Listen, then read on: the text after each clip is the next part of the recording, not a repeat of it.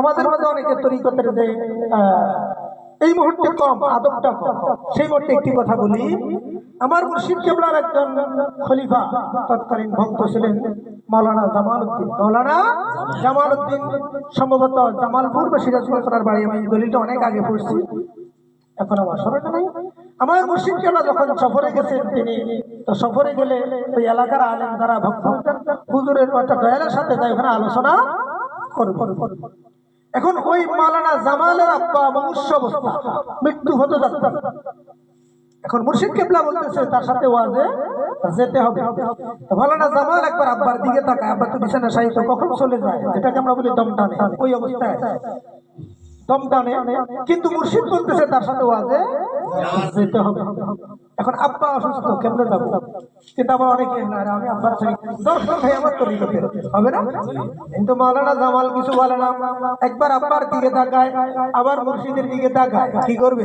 তো তার আব্বা আবার তরিকত সম্পর্কে কিছু জানতো, বুঝতো। তো ওই মাওলানা জামালের আব্বা মাওলানা জামালের দিকে তাকিয়ে বলে, বাবা আমার কি হবে তা নিয়ে ভাবনার দরকার নাই, তোমার মুর্শিদের হুকুমই খোদার হুকুম মানো, মুর্শিদের হুকুম খোদার হুকুম মানো।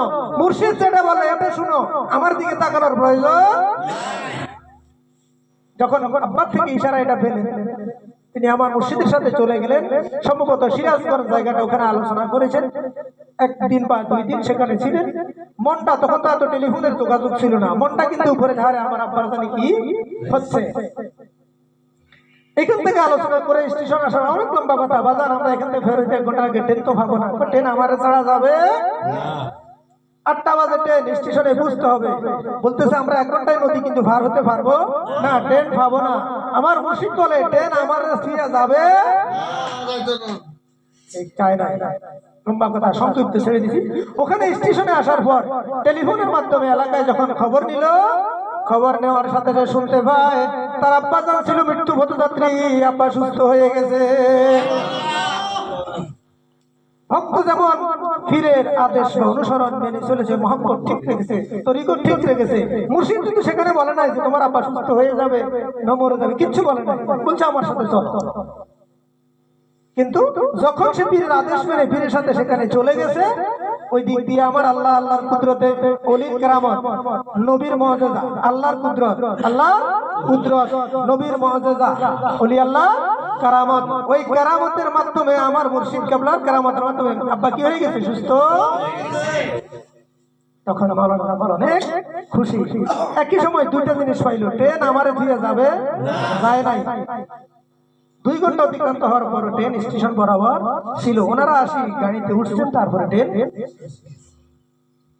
কিছুদিন আগে আমার চলে যাবে, ওই এটা এখন বলবো না।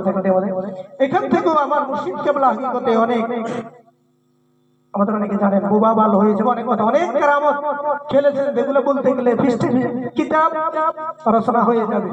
ওইদিকে যাবো না, কথা ছিল 3টি ঘটনা বলবো 3 মিনিটে। আজকের আমাদের মাহফিল এখানে শেষ করলাম। আপনারা এখানে এলাকার যারা জানেন, আমরা অনেক বড় করে মাহফিল করতাম, অনেক বড় করে, সারা রাত ব্যাপী ওয়াজ মাহফিল হয়েছে, সেমা মাহফিলও হয়েছে। এখন একদিকে রাষ্ট্রীয় পরিবেশ ভালো না, অন্যদিকে আমাদের জায়গার এখন কোন সাদিকে রোয়ার হয়ে গেছে। সেখানে মাহফিল করতাম, ওখানে তারা ঘর দিয়ে গেছে। আগে তো এখানে ভিটাতে করতাম, তো অন্যদিকে থেকে ছোট করি আমরা। এই জন্য জাস্ট এই দিন থেকে 100 টাকা, যারা আহলে বাইত পাঞ্জাতনের স্মরণে মাহফিলটা করে থাকি, সেই জন্য আমরা মিলাদের আয়োজন করেছি। ঈদে কাটলে বা সামনে সময় পেলে আমরা, যদি ময়দান খালি হয়, আশেক ভক্তদের যদি সবার সম্মতি থাকে, দয়ালের যদি নজর থাকে, আমরা বড় আকারে অনুষ্ঠান করার চেষ্টা করবো ইনশাআল্লাহ। ঠিক আছে? এই জন্য আমরা আজকের মাহফিলটা ছোটখাটো করে স্মরণ রাখছি। ফাল্গুন